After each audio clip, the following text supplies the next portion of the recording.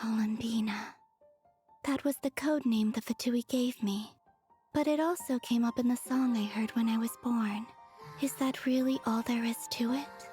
What do I truly think of my own name? What matters isn't so much the words themselves, but what they symbolize. And of course, whether that resonates with you. I never thought that Columbina would become my real name. But the things that this name stood for slowly began to change. It went from being a Fatui code name to something my friends call me.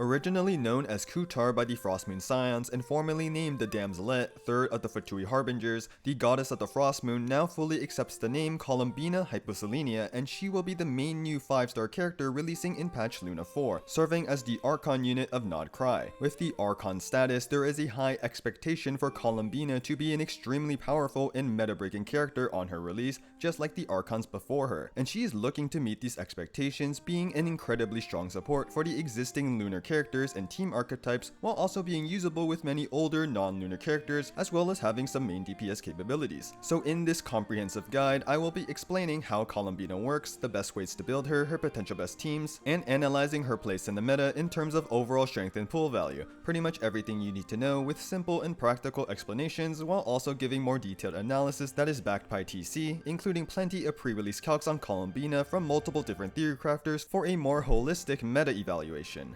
Columbina is a 5-star Hydro Catalyst who ascends with crit rate and mainly scales with HP. As the Moon Maiden, it is only fitting that with her special passive, when Columbina is on a team, she alone enables the use of all the existing lunar reactions, converting Electro-Charged, Bloom, and Hydro-Crystallize into Lunar-Charged, Lunar-Bloom, and Lunar-Crystallize. She also increases the base damage of all these lunar reactions by up to 7% with at least 35,000 HP and counts as a character for Moonsign. As a quick reminder, a party's Moonsign level is determined by the number of characters in the party who have a Moonsign passive. One Moonsign character activates Nascent Gleam for the party, while 2 or more Moonsign characters activates Ascendant Gleam for the party. In most cases, lunar-related teams with Moonsign characters are incentivized to activate Ascendant Gleam, as extra bonuses are granted to some character kit abilities, weapon passives, and artifact sets when a party has Ascendant Gleam. In addition, Ascendant Gleam enables non-Moonsign characters to give a team buff to lunar reaction damage up to a max of 36%, scaling off of a stat depending on that character's element when the most recent non-Moonsign character uses their elemental skill or burst. Since enabling all the lunar reactions is a core part of Columbina's kit,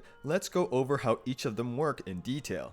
First, we have Lunar-Charged. Now normally, when you apply Hydro and Electro on an enemy, Electro-Charged is triggered. When this happens, the enemy will have an Electro-Charged aura where they are affected by Hydro and Electro simultaneously. The Electro-Charged target will take Electro damage every second alongside any nearby enemies that are also affected by Hydro. Each tick of damage consumes both the Hydro and Electro auras, and the damage will stop when one of the auras is depleted. Electro-Charged is a transformative reaction, so the damage scales with the character's level and elemental mastery while being affected by the enemy's Electro Res. It ignores enemy's defense but can't crit and isn't buffed by elemental damage percent. The character who applies Hydro or Electro last will take ownership of the reaction, and thus the game will use their stats to calculate the damage of the reaction. So if you apply Hydro then Electro, only the Electro character stats like their level and EM will determine the damage. But if the opposite happens, then the Hydro character will take ownership of the reaction, leading to inconsistent reaction ownership. This is one of the main reasons why Electro-Charged teams don't have their Hydro or Electro units built full EM to maximize the reaction damage. Since either the Hydro or Electro character can trigger the reaction, both need to be built full EM to ensure the Electro-Charged reaction is buffed by any EM built. But if you build both units full EM, you lose a ton of damage from their talents because you aren't building stats like crit and attack or HP depending on what they scale with. An on-field Animo driver can circumvent this problem, however, because when they trigger Swirl, they can be the ones to trigger most of the Electro-Charged reactions. And this is why Taser teams with Animo drivers are the only ones who build full EM on the team.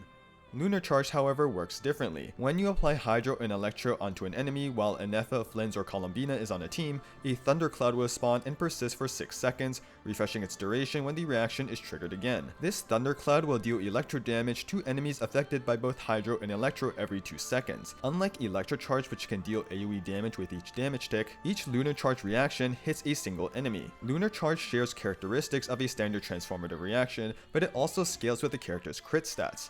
And unlike unlike other reactions which calculate the damage using the stats of the character who just triggers the reaction, Lunar-Charged counts every character that participates. The Lunar-Charged reaction deals damage every 2 seconds. Within each 2-second time frame, the game will check which characters have provided hydro or electro auras onto an enemy and considers them as contributors to the reaction. Swirls are of course included, and since elemental auras are what matters, one elemental application can technically allow a unit to partake in 2 Lunar-Charged procs. To give an example showing how Lunar-Charged works, if you have 2 electro units and 2 hydro units that have applied their elements onto an enemy to trigger Lunar-Charged, all of them will share the reaction ownership. Once the game sees which characters are taking part in the reaction, it will calculate the individual Lunar-Charged reaction damage for each character using their stats with its damage formula. To briefly summarize the key components, the reaction damage scales with character level. The base reaction damage buff from character passives. For Lunar-Charged, there is 14% from both Ineffa's and Flins' passive and 7% from Columbina's. Elemental mastery, lunar reaction damage bonus but not elemental damage bonus, enemy electro res but not their defense, a character's crit stats, and lastly elevation, which is a special and potent stat buff that comes from 5-star character constellations. So for every character that provides hydro or electro within 2 seconds, a damage number for the reaction will be calced for each of them. Then to get the final damage of the reaction, the game adds up all the individual numbers. However, only the highest damage number gets full value. The second highest number gets halved, and the third and fourth highest damage numbers, if there are 3 or 4 total characters that contributed to the reaction,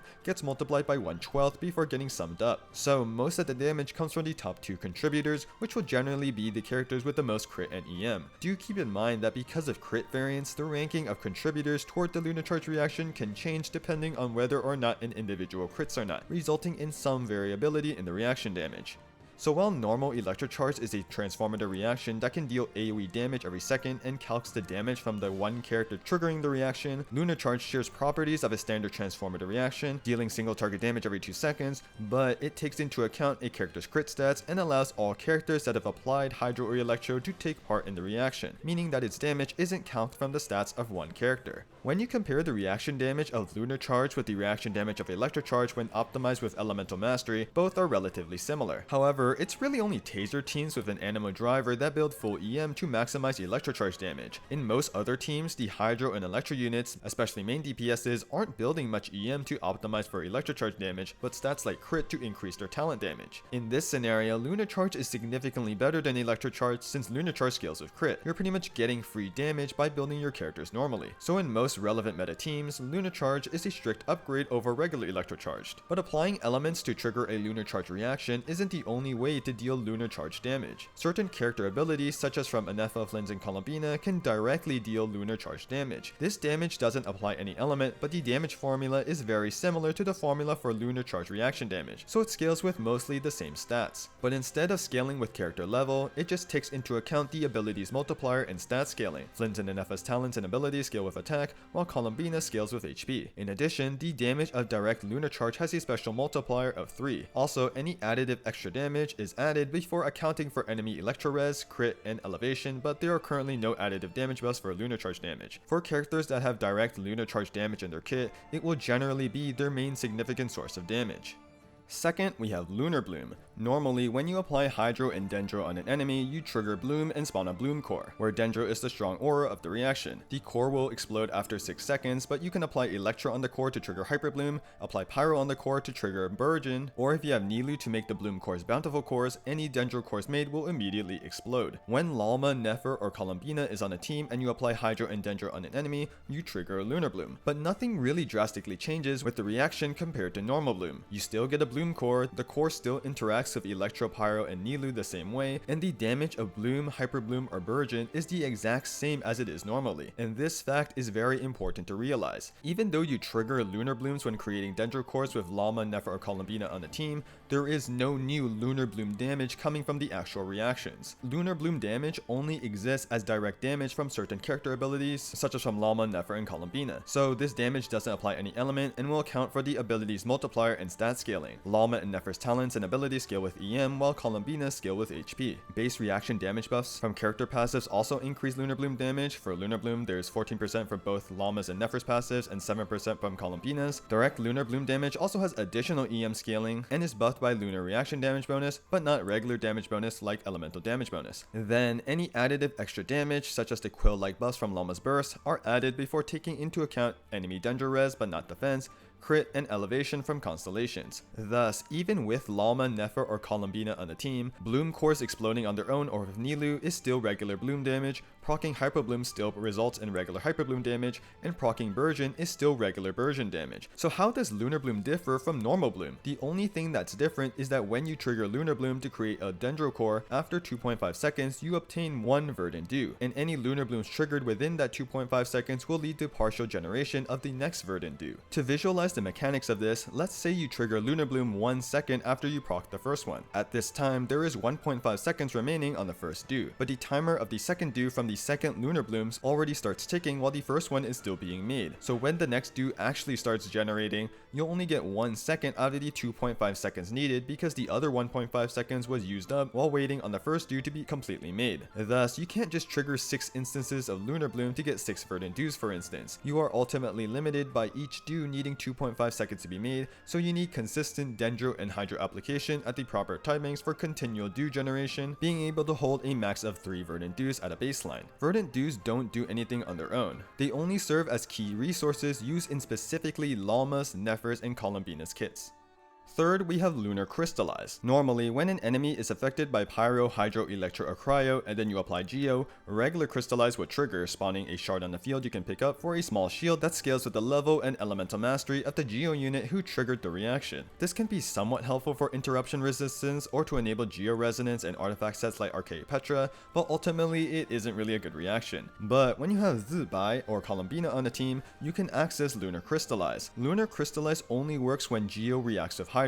Other elements will only trigger regular Crystallize, not the Lunar version. Once Hydro plus Geo happens, instead of spawning a Crystallize shard, 3 Moondrifts will spawn surrounding the enemy, each acting as a Geo construct, but they won't be taken into account in the regular Geo construct limit of 3. So the 3 Moondrifts can enable an extra Chiori doll, for instance, and both dolls will still be present on the field along with the 3 Moondrifts. Once you trigger Lunar-Crystallize a total of 3 times, each of the Moondrifts will fire an attack on the enemy, and this is called Moondrift Harmony. So for example, you trigger 1 Lunar-Crystallize at the start of the battle, you spawn the Moondrifts. You trigger a second one, nothing happens. Then you trigger a third Lunar-Crystallize, and the 3 Moondrifts will each fire an attack on the enemy. Afterwards, the Moondrifts still stay on the field, but after another 3 Lunar-Crystallizes, they will each fire again, and so on. So 3 Lunar-Crystallize reactions equals damage. Now normally, Crystallize has a 1 second global ICD, meaning that even with all the Hydro and Geo application in the world, you could only trigger a maximum of 1 Crystallize reaction every second. But with Lunar-Crystallize, this global ICD has reportedly been removed. As a result, teams can trigger more Lunar-Crystallize reactions, allowing for more damage from the Moondrifts. How Lunar-Crystallize's reaction damage is calculated works very similarly to Lunar-Charged. Instead of having a single character being a trigger for the reaction, with only their stats scaling the damage, Lunar-Crystallize counts every character that participates in the reaction. Since you need 3 Lunar-Crystallizes before the reaction deals damage, the game will track which characters contributed a Hydro Aura or applied Geo for those 3 reactions. For instance, if you have 1 unit applying a Hydro Aura and 3 Geo units that each trigger 1 Lunar-Crystallize when they apply Geo, all of them will share reaction ownership for 1 instance of reaction damage. Once the game sees which characters are taking part in the reaction, it will calculate the individual Lunar-Crystallize damage for each character using their stats with the damage formula. To briefly summarize the key parts, the reaction damage scales with character level, the base reaction damage buff from character passives. For Lunar-Crystallize, there's 14% from Zibai's passive and 7% from Columbina's, elemental mastery, lunar reaction damage bonus but not elemental damage bonus, enemy Geo res but not their defense, a character's crit stats, and lastly elevation, which is a special and potent stat buff that comes from 5-star character constellations. So for every character that provided a Hydro Aura and applied Geo to trigger the 3 Lunar-Crystallize reactions, a damage number for the reaction will be calced for each of them. Then to get the final damage of the reaction, the game adds up all the individual numbers.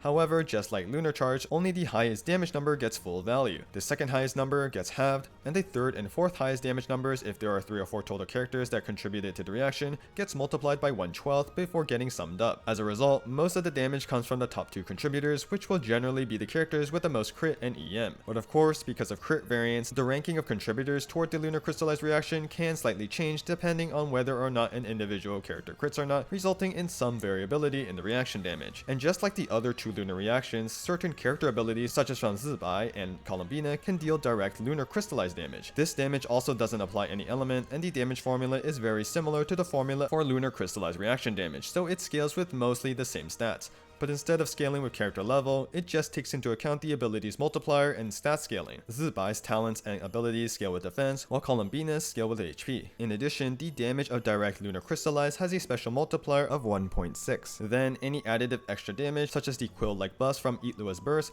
are added before taking into account enemy geo-res but not defense, crit, and elevation from Constellations. For characters that have direct Lunar-Crystallize in their kit, it will generally be their main significant source of damage. Lastly, many things in the game that were enabled by triggering normal Crystallize have been updated to work with Lunar-Crystallize as well. Just to name a few key examples, Archaic Petra and Geo-Resonance can be activated by triggering Lunar-Crystallize, and Navia's Shrapnel stacks can now be obtained through Lunar-Crystallize as well.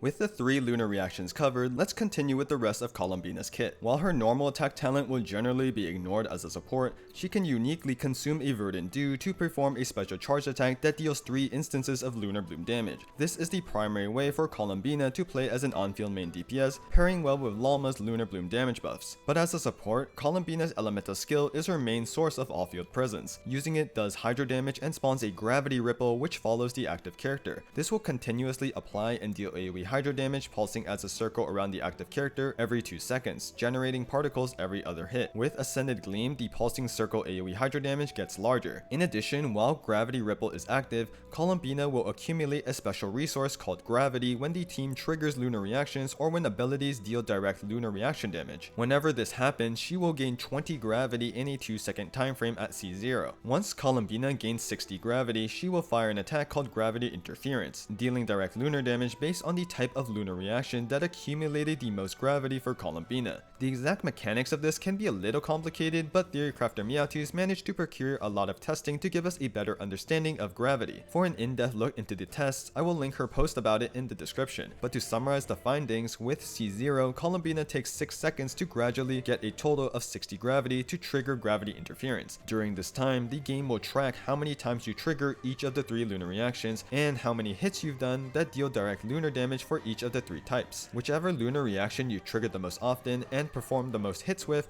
Columbina's gravity interference will do damage corresponding to that lunar reaction type. And since Columbina's gravity interference deals a specific type of lunar damage, this will also be taken into account for gravity accumulation. And then any excess gravity generated past 60 will count towards the next gravity interference attack. So in summary, Columbina's skill will fire a direct Lunar-Charged, Lunar-Bloom, or Lunar-Crystallize attack, matching whichever lunar reaction or damage happened the most every 6 seconds at C0. In addition, with her A1 passive, triggering gravity interference gives Columbina 5% crit rate for 10 seconds, stacking up to 3 times and refreshing the duration, so eventually in combat, she gets an extra 15% crit rate. Columbina's burst is the other key element of her kit. When used, it deals AoE hydro damage and summons a lunar domain for 20 seconds. While in the lunar domain, the entire team gets a buff to all lunar reaction damage. In addition, with Columbina's A4 passive, the lunar domain will also grant special enhancements to all the available lunar reactions. For Lunar-Charged, whenever the thundercloud strikes an enemy, there is a 33% chance for it to strike again.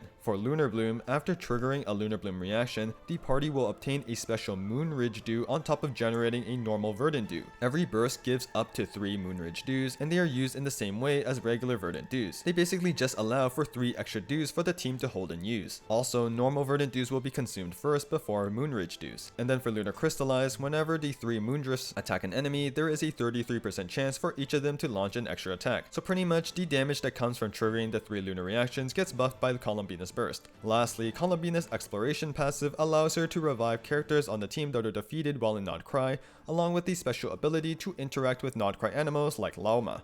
That's everything on Columbina's base kit. As a support, she's your standard skill burst swap out character. As a main DPS however, along with using her skill and burst, she wants to consume Verdant Dews to use her special Lunar-Bloom charge attacks. The easiest way to do this is just to hold down the attack button to perform 6 charge attacks every rotation and let auto targeting do the work. Just like Nefer though, you can dash to cancel the end of the charge attack animation to save time and gain iframes. So you can do at least 6 charge attacks into a dash cancel, potentially even 7 if you're fast. Lastly, if you're using a support like Xingqiu or Yelan who needs normal attacks to trigger their off-field damage, then you can do 1 normal attack into a charge attack with the dash cancel 6 times per rotation. For talent leveling priority, her skill is the main source of off-field damage while her burst buffs the team, so you want to level them both. Her normal attack talent can be ignored unless you want to play Columbina as a main DPS utilizing her special charge attacks in a Lunar-Bloom oriented team.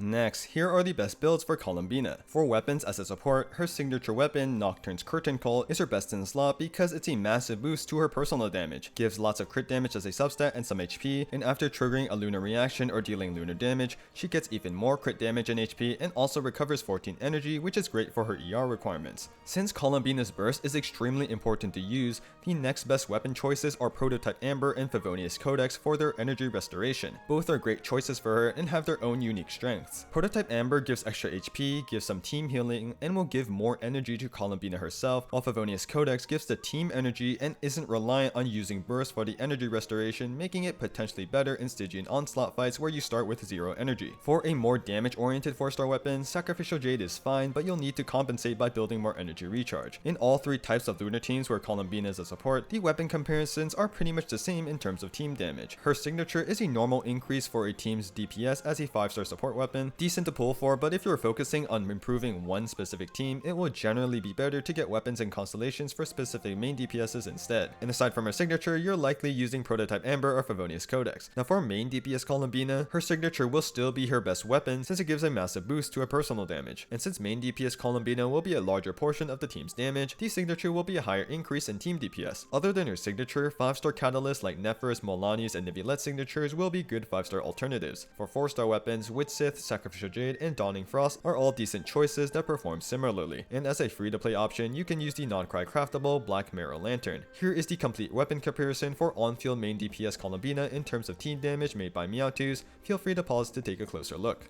For artifacts, there is a new set releasing with patch Luna 4 that is designed with off-field Columbina in mind, albeit of Morning Star and Moon. The 2-piece gives 80 EM, and the 4-piece gives 20% lunar reaction damage bonus when the holder is off-field. But with Ascendant Gleam, you'll get a total of 60% lunar reaction damage bonus. This set is the best for maximizing Columbina's off-field personal damage, and it will generally be the best choice when another unit on the team is already holding 4-piece Silken Moon Serenade, the lunar support set. One example includes Zibai teams with C2 Illuga, where it is better for Illuga to hold 4-piece Silken Moon Serenade so Columbina can use the new set. Even in some teams where Columbina is the only Moonsign character and you can only get 20% lunar reaction damage bonus from the 4-piece, it can still be one of our best options. However, there are many cases where it is better for Columbina to use 4-piece Silken Moon Serenade to enable the team buff. For example, in Flins teams with Ineffa, C0 Ineffa deals more off-field damage than C0 Columbina, so it is better for Ineffa to hold 4-piece Morningstar, meaning Columbina should hold 4-piece Silken Moon Serenade. With Columbina's C2 or signature weapon, however, the sets on Ineffa and Columbina are interchangeable and will perform similarly. Another example includes Nefer teams with Lauma. A lot of Columbina's off-field damage in these teams comes from utilizing Lauma's quill buffs from her burst, but based on the damage formula, Lauma's quill buffs do not get multiplied by lunar reaction damage bonus, meaning the 60% from the new set isn't very effective, making 4-piece Silken Moon Serenade Columbina's best set in these teams even if she has C2 or signature weapon. And for Lunar-Crystallize teams with Illuga but you don't have a C2,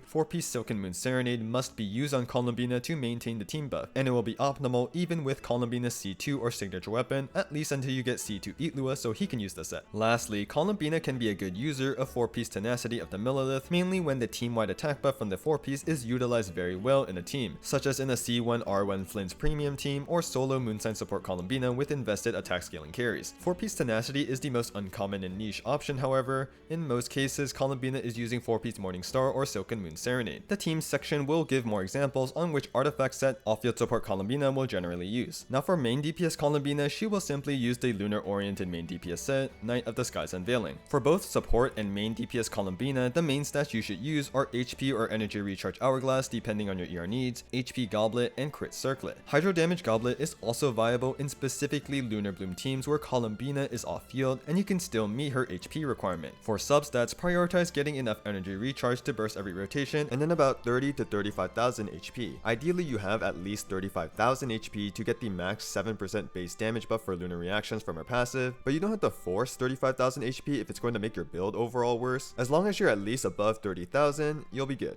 Then focus on crit, then additional HP, and then lastly Elemental Mastery as the lowest priority substat. Columbina's burst is a core part of her kit, so having enough ER to use it is extremely important. Meowthus graciously calced a bunch of different recommended energy requirements for Columbina in a bunch of different scenarios. The top of the table shows the different team archetypes, while the left side shows the weapons used. First is Columbina's weapon choice, such as her signature Prototype Amber and Favonius Codex, and then 0, 1, or 2 favs corresponds to the number of Favonius weapons being used by teammates. This should cover most of Columbina's main teams, but there will be more examples of ER requirements shown in the team section as well. But while these ER ranges serve as a good general baseline, remember that it may change based on your rotation, investment levels, or the fight you're against. So you might need a bit less, or you might need a bit more than what is shown here.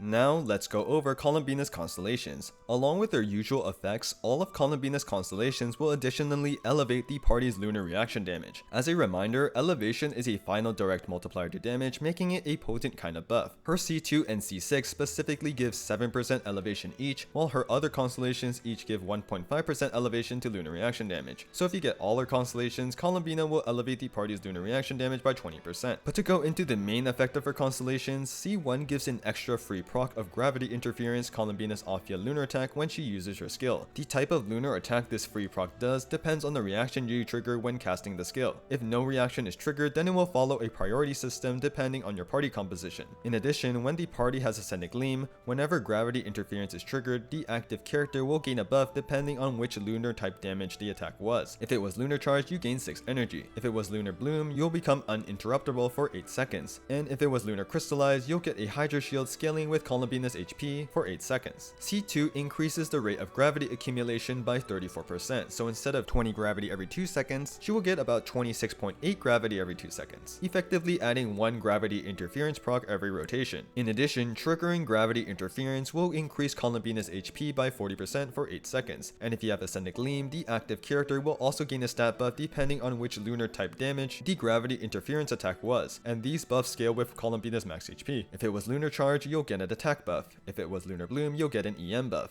And if it was Lunar-Crystallize, you'll get a defense buff. C3 increases her skill talent level by 3. C4 gives 4 energy to Columbina whenever gravity interference is triggered. And every 15 seconds, the damage of 1 gravity interference proc gets buffed based off of Columbina's HP. C5 increases her burst talent level by 3, and lastly, when characters in Columbina's lunar domain from her burst trigger lunar reactions, her C6 will give 80% crit damage to the elements involved in the lunar reaction for 8 seconds. So if you trigger Lunar-Charge, you'll get 80% crit damage to Hydro and Electro damage.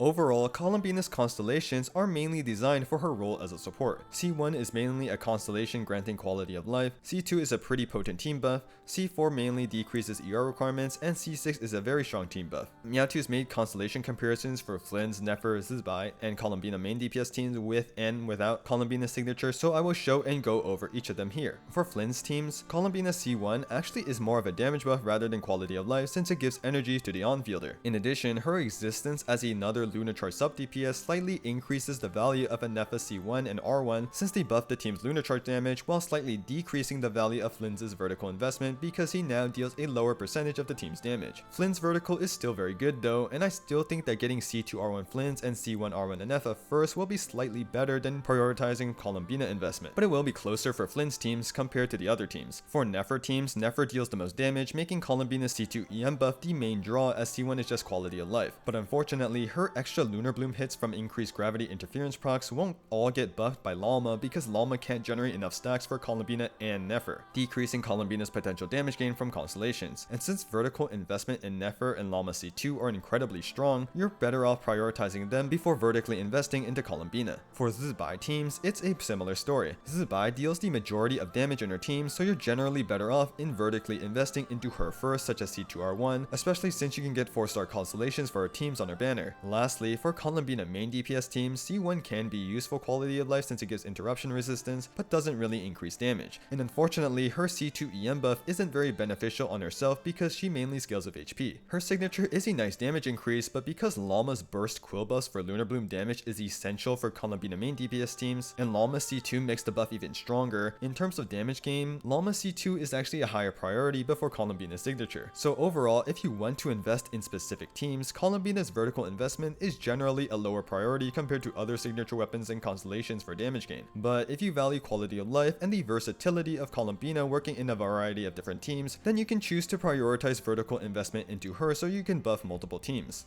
In regards to whether it is worth leveling Columbina to level 100, Meowthus did some calcs showing the team damage increase certain teams get from level 100. The first column shows the team damage increase from leveling Columbina to level 100, the second column shows the team damage increase from leveling the on-field main DPS to level 100, and then the third column shows the team damage increase from leveling the entire team to level 100. So based on the table, unless you're Nefer who doesn't really gain anything from level 100 because her elemental mastery doesn't increase, since Columbina is mainly a support, you're generally better off making the main DPS level 100 for a slightly higher team damage gain. But the whole level 100 system really is just for enhancing your favorite characters since the damage gain is minimal, so if you really like Columbina, feel free to level her past 90 for a slight increase to her personal damage. Finally, let's go over all of Columbina's best team comps. Like with most of my character guides, I will be referencing team DPS calcs from multiple different theory crafters. For Columbina, I will be citing 8 TCers: Meowthus, Hyperwebster, Belf, Martin, Sleepy, Timmy's Bird, who's also a content creator on YouTube and Twitch, Frost, and Jackson Files, who also makes great written character guides. It is by far the most amount of sources I've worked with as of yet, as not only do I want to showcase all their great work, but I also think it's better to consider results from multiple theory crafting sources for a deeper and more nuanced understanding of a character and their performance. That being said, I want to emphasize to not directly compare results of different theory crafters or use the results to engage in cheat PvP. While most theory crafters follow the KQM standard for artifact investment, they all use slightly different assumptions including gearing, rotation time, buff uptime, etc., which results in slightly different numbers, making it inaccurate to directly compare one another. The final DPS number is never really that important. You may have TCers get slightly higher or slightly lower numbers for a singular team, but I'm hoping the myriad of calcs I will show will give a general range of performance as well as plenty of other details aside from DPS. But of course, as with all cheat DPS calcs, no matter what standard is used, they will never 100% accurately reflect actual gameplay. Keep all of this in mind to ensure you consume TC healthily and responsibly. Columbina is the premier Hydra support for Lunar teams, being an upgrade over Ino in terms of damage and quality of life in regards to Hydra application, so she works well with all 3 Lunar main DPSs. First, let's talk about Flins, the Lunar-Charged DPS. The Flins premium team with Ineffa and Sucrose is getting a significant damage upgrade with Columbina over Ino, and he's now looking like one of the best DPSs in the game, at least number-wise. And by refreshing Sucrose's 4-piece Viridescent Venerer res shred and her EM buff after Flins' uptime by alternating skill and burst and incorporating her normal attacks, you can gain a bit more team damage via the higher Sucrose buff uptime. Seasick Jehoda can also be used to provide crit to everyone, but she does unfortunately still have the issue of taking up a lot of field time. Another option for the 4th slot is Durin, who provides some res shred as well as some personal damage with overloads and vapes. If you don't have Ineffa yet for Flins, Columbina will still be a buff for him, as you can just replace Ineffa with Fischl in both the Durin and Sucrose versions of the team. You unfortunately lose sustain, but damage wise they are fine as you enable the Hexerai buffs for the team. So in the scenario where you just have Flins, getting either Ineffa or Columbina will give his team similar damage increases. But for Flins specifically, Ineffa is still a higher priority pull for him just because she also provides a shield. Next, we have Nefer, the Lunar-Bloom DPS. Since Columbina's burst provides extra dues for the team, Lauma will now be able to use her hold skill in Nefer teams, which will allow her to buff more of the team's Lunar-Bloom attacks with her burst, which is perfect since Columbina deals off-field Lunar-Bloom damage in these teams. And with Columbina using 4-piece Silken Moon Serenade, Lauma can use either 4-piece Night of the Skies Unveiling to increase her personal damage, or 2-piece EM to increase her burst buff. The extra damage and buffs Columbina provides are going to significantly buff Nefer to also be one of the best DPSs in the game numbers wise. Nahida is still one of the best 4th slot supports for damage, though the team is still sustainless other than Prototype Amber or Lauma C1. Sucrose is also a competitive sustainless 4th slot in terms of damage because of her EM buff. There are some concerns with her, such as less dendro particles for the team and her enabling too short of a rotation, which may result in cooldown desyncing of Columbina's special dues having an 18-second cooldown, but these problems may or may not exist depending on the fight and your play, so she's nevertheless a strong option. If you happen to have C6 Ino, using her with Columbina is also a solid option, though the team is still sustainless other than Prototype Amber and C1 Lauma, and you lose damage without C6 Ino. Ineffa will generally be the best sustain option for Nefer with her shield, and in these teams, Ineffa generally focuses on support, building enough ER to burst every rotation for her EM buff. But if you want to save Ineffa for another team, Kuki is also a great and relatively cheap to build sustain option, allowing easy access of the Instructor 4-piece EM buff. If you don't have Lauma yet for Nefer, Columbina will still be a buff for her, especially in terms of quality of life. For example, you can play the duo of Columbina and Ino with Ineffa or Nahida as the last support. These teams are comparable to the Nefer plus Lauma teams without Columbina, but they require C6 Ino's extra buffs, which many probably don't have. But if you have C0 Ineffa and Nahida,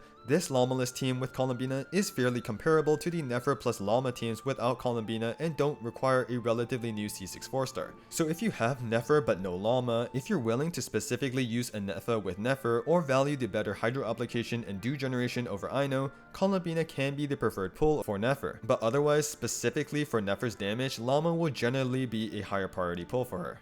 The third lunar DPS who will be introduced in patch Luna 4 is Zibai, the Lunar-Crystallize DPS. Although you are more likely to just have around C2 of Illuga, the tailor-made 4-star releasing alongside her, if you're aiming for just C0 Zibai, if you're lucky enough to get C6 Illuga, Columbina is also looking to make Zibai one of the best DPSs in the game numbers-wise. One of the best final supports for her is C6 Goro because of his potent buffs, small amount of healing with C4, and his buff to interruption resistance. The DPS differences in the Calcs shown are mainly due to rotation time assumption, but the damage per rotation is similar. Now if you don't have C6 Goro, he is decently worse, but Zhongli is also a solid option because of his strong shield and his res shred. Again, the DPS differences in these calcs are mainly due to the rotation time assumption, but the damage per rotation is similar. If you have a Nefer, she can also be a solid defensive option who can provide extra damage with Lunar-Charged, though she may need further in-game testing since triggering Lunar-Charged can affect the rate of triggering Lunar-Crystallize, which is important for Zibai's kit. Other viable 4-slot supports who introduce defensive utility include Dahlia and Xingqiu, who are decent options. Chiori is also a promising final support in terms of damage, however she only provides off-field damage and not defensive utility, which Zibai would really like, pushing the value of C1 Columbina for her shield in Lunar-Crystallize teams. Lastly, if you don't manage to get many Illuga constellations, mainly less than C2, then using Zibai with Columbina, Farina or Ino, and Shilonen is a decent option, though the team has no interruption resistance and doesn't scale very well with vertical investment. With at least C2 Illuga, you should generally play Zibai's other team options.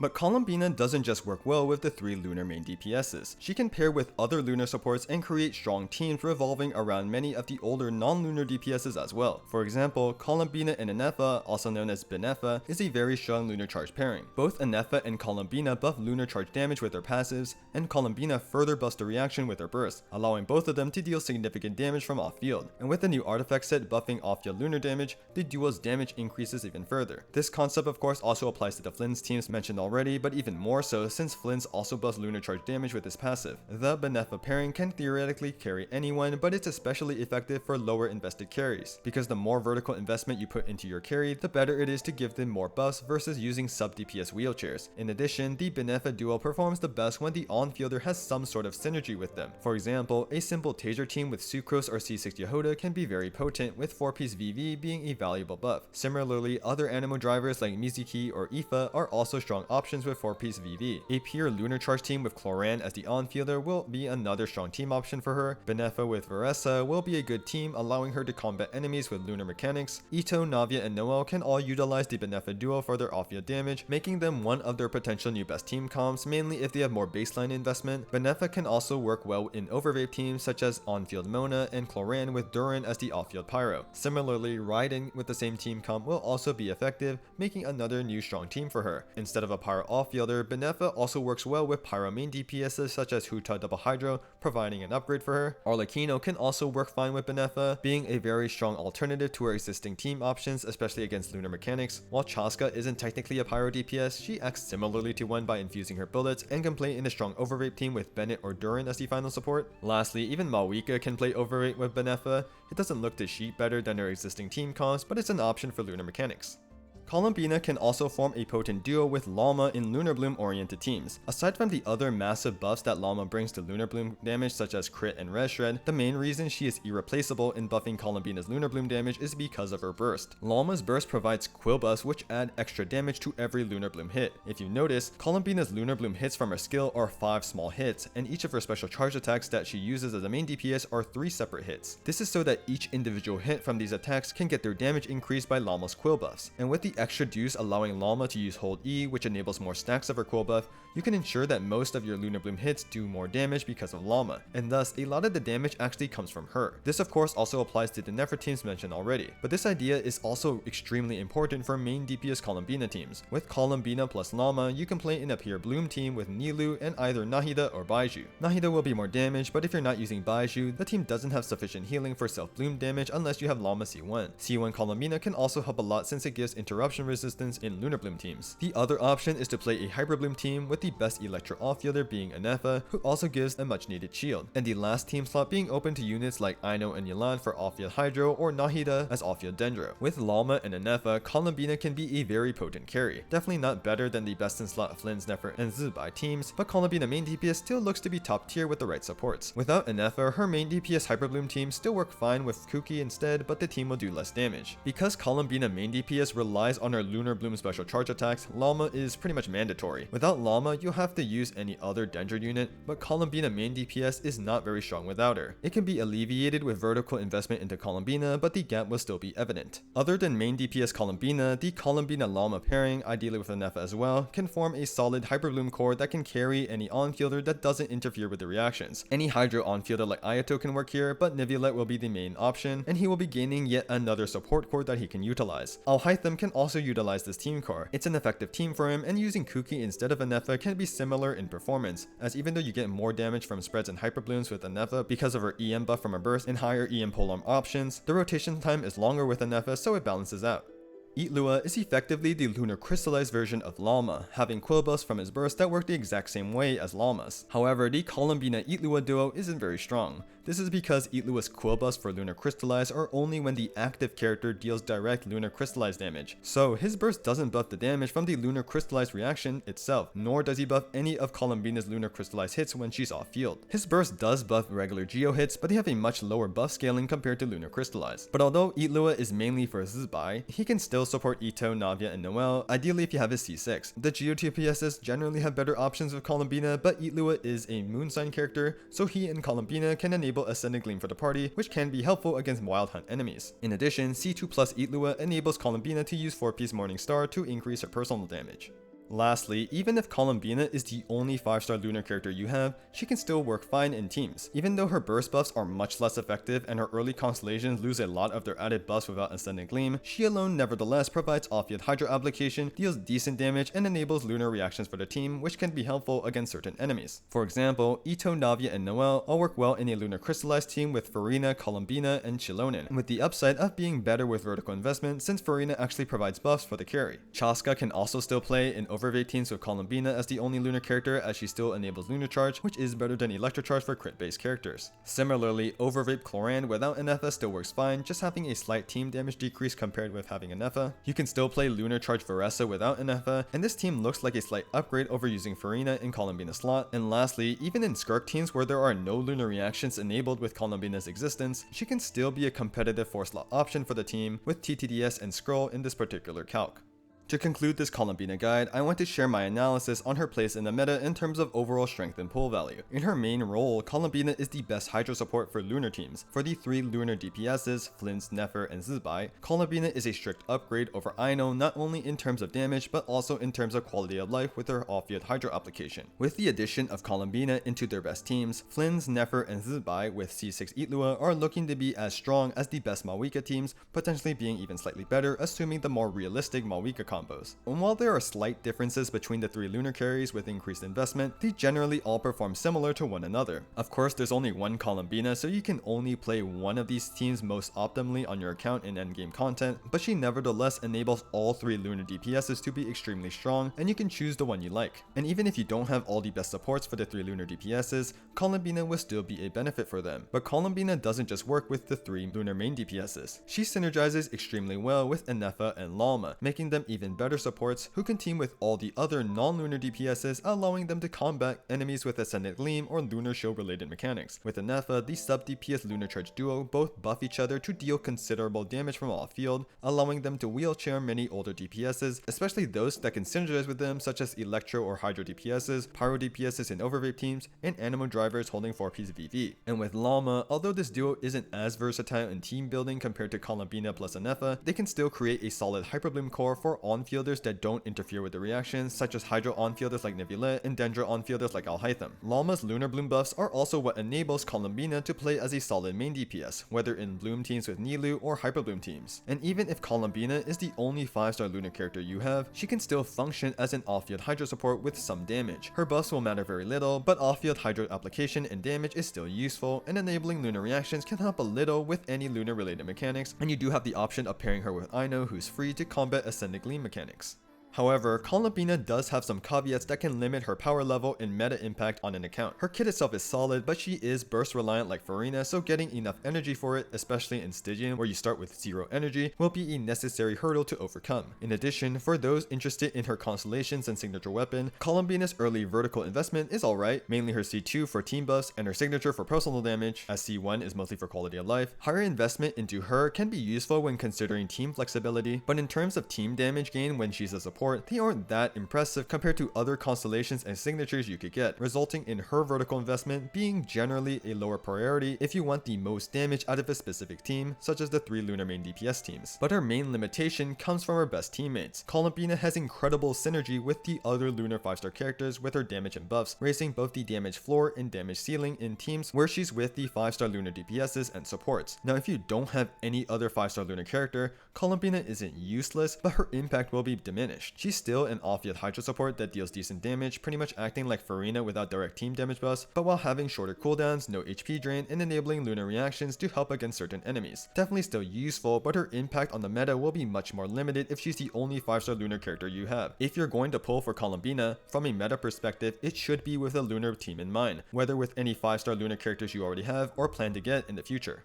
Despite her limitations, the power level increase that Columbina is looking to bring with her best teams is meta-changing and is in line with the power level increases introduced by the previous recent Archon releases. For example, with the beginning of Natlan, Molani, Kanich, and Chaska were all calcing at around 70k team DPS using the KQM standard in their best available teams. With Malwika's release, they all increased to about 90 to 100k DPS, and for Malwika herself, her best melt team with Chilonen reached around 120k DPS, and with C6 Eonsan, she was able to reach around 140k DPS. Now with nod-krai, Flins and Nefer in their best teams on their release were reaching about 100 to 110k DPS with Ino at KQM standard. Now with Columbina, Flins, Nefer, and Zibai with C6 Itlua are sheeting at around 140 to 150k DPS, and many Columbina wheelchairs such as with Ineffa can bring many older DPSs to around a 100k DPS baseline. With her impact on the meta being similar to the other Archons, I'm sure that other people will compare the Archons with each other and say one is better than another, but personally I don't think any kind of Archon ranking would be very helpful in evaluating their meta significance. The reality is that all the Archons have their own team archetypes where they are best used in and won't overlap with one another, with Columbina's being lunar teams. Columbina is looking to bring further power creep by increasing the overall power level of teams. However, the evident overall increase in numbers she brings is made less impactful because of the shield design of Genshin's endgame content. With Imaginarium Theater and Spiral Abyss enemy lineups and Stygian Onslaught boss mechanics being tailored for specific characters, damage numbers against a generic enemy represented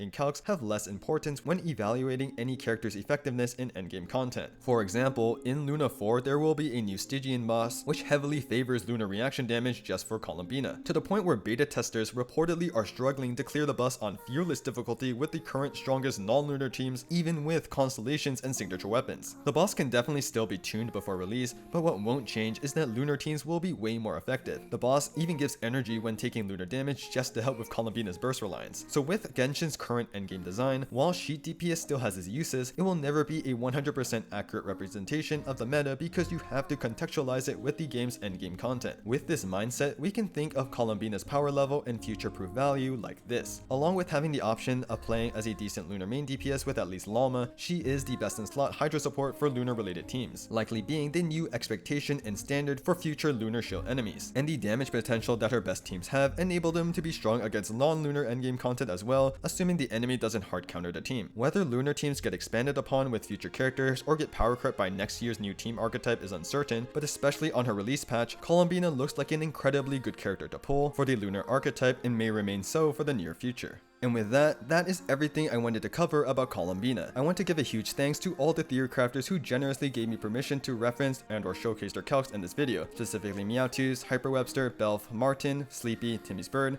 Frost, and Jackson Files. They are all amazing and hardworking TCers, and I couldn't have made this guide without them, and any extra info regarding them will be in the description. I also want to give a shout out to the Jstern Mains Discord server. There's even more people there that have also been extremely helpful with any questions I had or giving feedback for this video. I'm extremely grateful for their support. I really hope this in-depth guide and analysis was helpful to you all in giving you a better understanding of everything related to Columbina. Just clicking and watching the video helps the channel out immensely, and if you want to show even more support, consider liking or sharing the video, or click the subscribe button for more Genshin guide and analysis videos in the future. Leave any questions in the comments, and for all of you planning on wishing, as always, I wish you all the best of luck on your Columbina pulls.